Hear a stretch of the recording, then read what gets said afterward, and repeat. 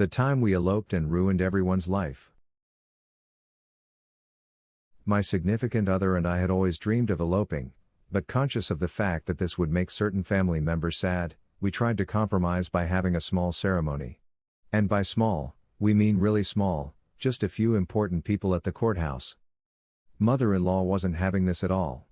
She kept pointing out all of the people who wouldn't get to be there. Most of these people were extended family. But bizarrely, she was also upset about all of her friends who wouldn't get to be there. Friends of hers that we had never met before. Friends from high school or from work. People we didn't even know. As though somehow, in some version of reality, we would want her friends at our wedding? Mind you, our in-laws did offer to help pay for the wedding, to the tune of $1,000. Mother-in-law was throwing fits at this point, crying, giving us the silent treatment, the whole 9 yards. Clearly the small ceremony compromise would not make her happy. Significant other and I had several long, difficult conversations about what to do. And we decided that if a compromise would not work, we might as well do what would make us the happiest. And that was to elope. Since his family already knew that we were planning to get married, we decided to let them know our plans to elope, thus making it not a true elopement. More like a private ceremony. Fine, whatever. We tell about our change of plans to his family, and mother-in-law goes ballistic. The following days are hell, full of theatrical crying and manipulation. The worst part, though.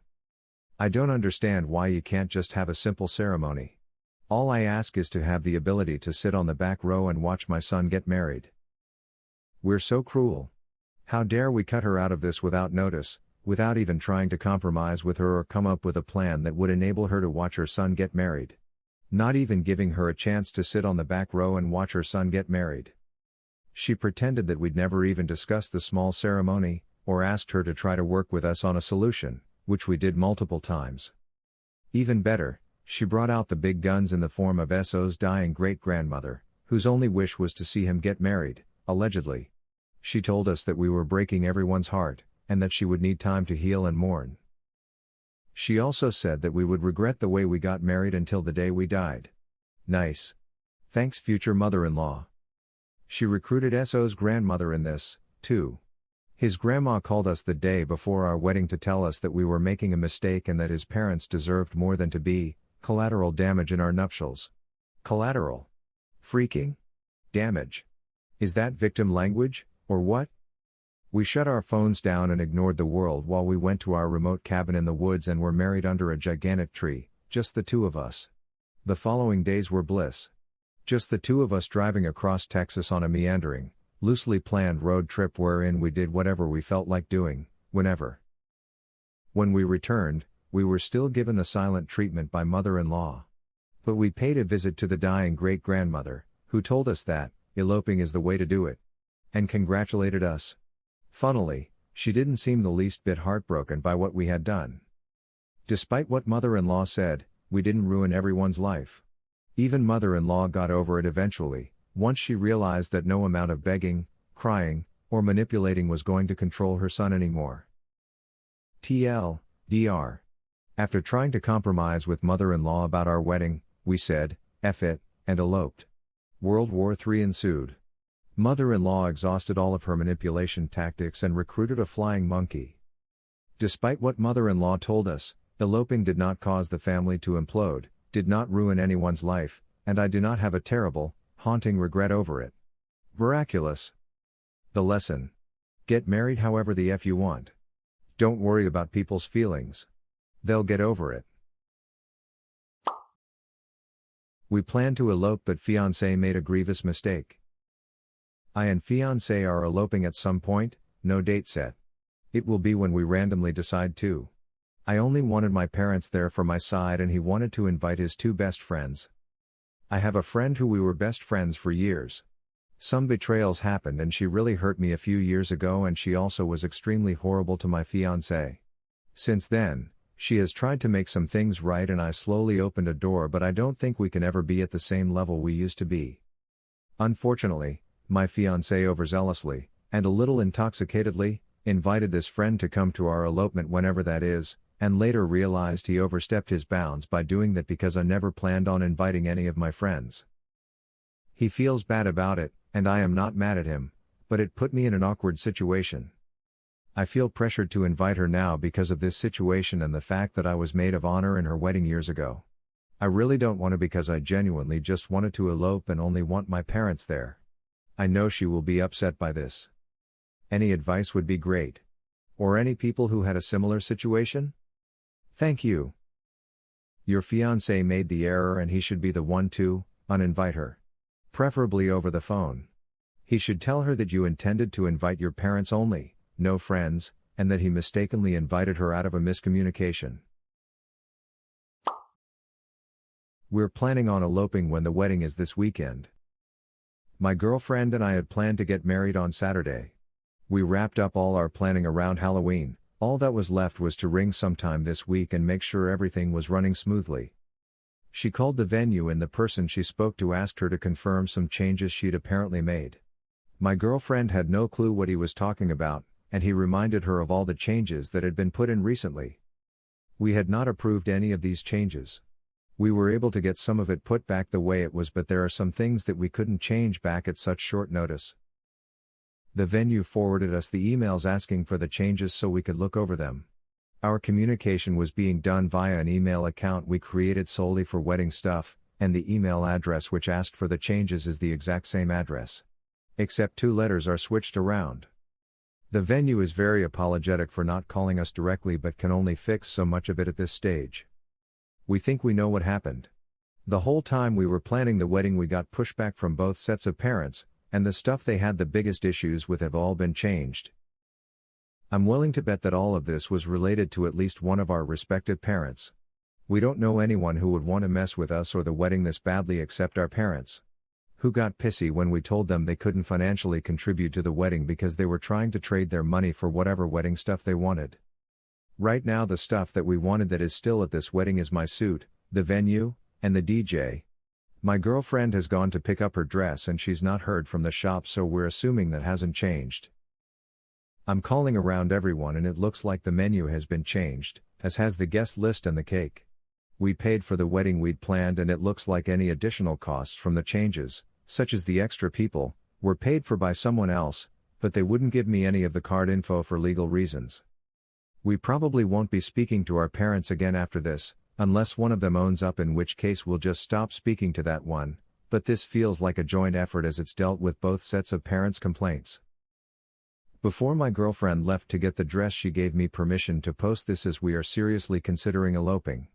We have the marriage certificate here, the honeymoon is unaltered and exactly what we wanted, and there are a few appointments we could make between now and Saturday at the town hall to get the certificate legally signed/filed. However, we now have around 200 people attending this wedding in 3 days. Our original guest list was about 100 including families and plus ones. People have booked hotels, planes, trains, and are coming from other countries to be here. None of these people have done anything to us and would be getting caught in the crossfire if we were to elope instead. Update. I posted in the group chat I have with all 4 parents that someone has been screwing with the wedding. We found the email they used and we'd be tracking the IP address to a device and location. This was all absolute BS. We don't even know how to find an IP address. As soon as I said we'd be tracking the email, they all started pointing fingers and accusing each other. It looks like all 4 of them were in on it together. Still not sure what we're doing about the wedding, but all 4 parents are uninvited. We're thinking that we might elope for the ceremony and then have the reception as planned. It's all the same party/venue and we won't get money back, because of the number of people who are coming from all over the place. Update 2. My mother made up the email and her mother helped replan the wedding. We knew they'd been meeting for lunch but we didn't realize what they were doing at that time. The caterer and baker can fix the menu and cake, and the clothing is all safe. Venue thinks they might be able to fix the decorations and the parents have paid for the changes. The ceremony itself is the same. We were worried it had been changed from a non-religious ceremony to a religious one, but it hadn't, so we'll probably just go through with the day as it currently stands, with a couple changes. We've decided that we will meet up before the ceremony with some close friends, no parents, to sign the certificate so we're not doing it surrounded by strangers, then have the ceremony and rings as planned with everyone invited. Go to the reception with everyone who has been invited because innocent people have paid out money to be here, And then afterward we will go for drinks with the people who were at the signing earlier in the day. The venue offered us security, but we're not going to uninvite the additional people or turn them away. And as for our parents, we're not sure. The options are either invite them and let them deal with their invitees so we don't have to, then cut them out of speeches and just don't acknowledge them all day. Then after the reception cut contact, or just don't let them come. In which case we will need the security the venue offered because I can't see them just not going. The venue has also said to pretty much just leave it with them. They'll put what they can back to what we'd planned, and they're prepared to offer a partial refund based on what they can't fix, so if they fix 50% of it, they're prepared to refund 25% for the 50% they can't fix. Final update. We had a small private thing where we signed the certificate with our closest friends. Then we went to the planned ceremony and had a short service where we exchanged rings, followed by a reception. We told the parents that they were not invited, told the venue they weren't invited, the venue put what was essentially a bouncer at the door, and they still got in. They don't seem to understand what they did wrong as they boasted to their guests that they planned this, but we changed it to what you're currently seeing. And their own guests ended up being the ones to tell them how messed up that was. They were pretty much shamed by their guests into leaving about an hour after they arrived. Also, half their guests didn't show. It was probably about 60 to 70% of our guests in the end, and we definitely had the majority. Food, including cake, was sorted out but not decor, and the venue are refunding us 50%, which was going to be 30%, but then they let the parents in. We only spoke to them once to tell them that because after completely messing up our wedding plans, they then couldn't honor one simple request to not come, they would not be hearing from us, potentially ever again. And if they contacted us, that would change to definitely never hearing from us again. We are currently in the cab on our way to get drinks with the same friends who were at the signing earlier and then off on our honeymoon. I did it and really wish I hadn't eloped. There was just nothing special about the day. We went to the courthouse and signed papers. No dress, no flowers, no pictures. It was very disappointing later on. We were literally in and out of the courthouse in 20 minutes. The majority of the time was spent filling out the paperwork, paying, and them finding someone to marry us. The justice of the peace was in the room with us for 3-ish minutes. He introduced himself, asked our names, asked you to both of us, said good, now sign here, asked the witnesses we pulled from the hallway to sign, said we were married, and told us to have a good day as he walked out. It was all so impersonal, and to this day, even though we're divorced, I hate that that was my wedding day. Dealing with reactions to our elopement. We eloped on Saturday and it was the best day ever. We are both introverts who feel uncomfortable being the center of attention. Everything about the day and leading up to it felt relaxed and very us. We wouldn't have had it any other way. We told our family and friends the next day. We knew that people would be sad they didn't get to witness the ceremony, but I, the bride, didn't think people would be as upset as they got. Our parents and some close friends, in particular, were deeply hurt they weren't there and immediately told us as we told them the news. I'm sad knowing that I hurt people I care about, as that wasn't our intention at all. Here are some other details. We had 2 friends there to take pictures and videos. We chose not to hire professionals as the difference would have been thousands of dollars.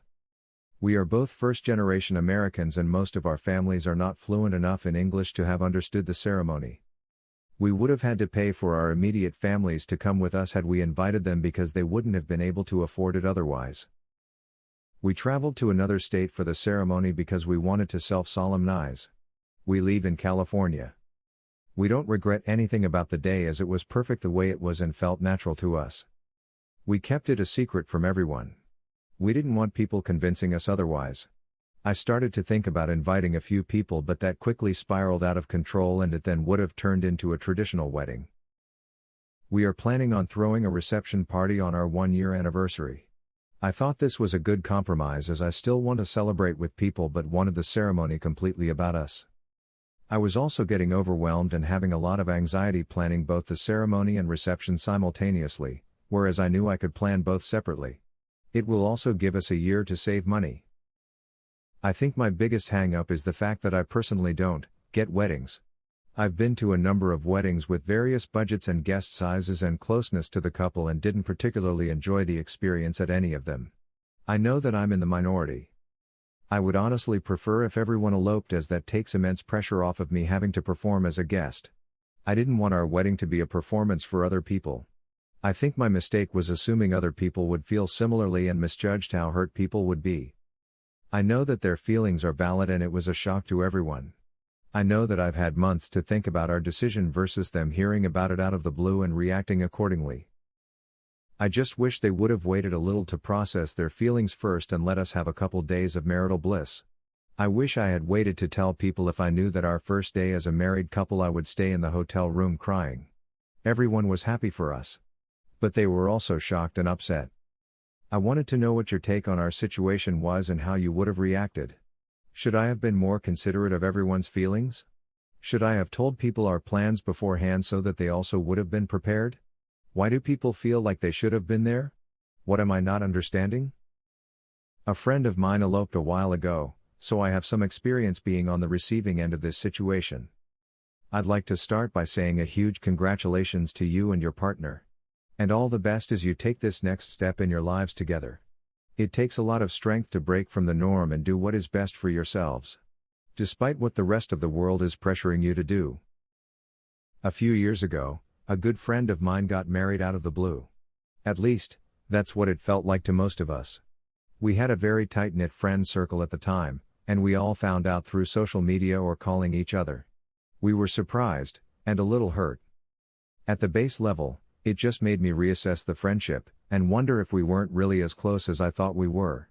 Kind of set the tone for a bit of distance going forward. Other relevant details. Most of us aren't huge fans of the guy she married, which I admit may have had something to do with the lack of invite. Her micro-wedding and then corresponding lack of participation in friend activities make me wonder if he's trying to isolate her. Do the people in your life get along with your partner? Advice. Own it. Send pics to friends and family. Be happy you're married, and share your joy with them. My friend buried her head in the sand afterward and it didn't do her any favors. The only memories I have of her wedding are a different friend calling me an OMG, did you see this? Way, and a slightly bitter feeling. To this day, I haven't seen any pics at all, and I think that would at least help be happy for her. I actually just saw this girl yesterday, for the first time in years. It was nice to catch up, and she was friendly as ever, but I just don't think I'll be inviting her to my wedding next year.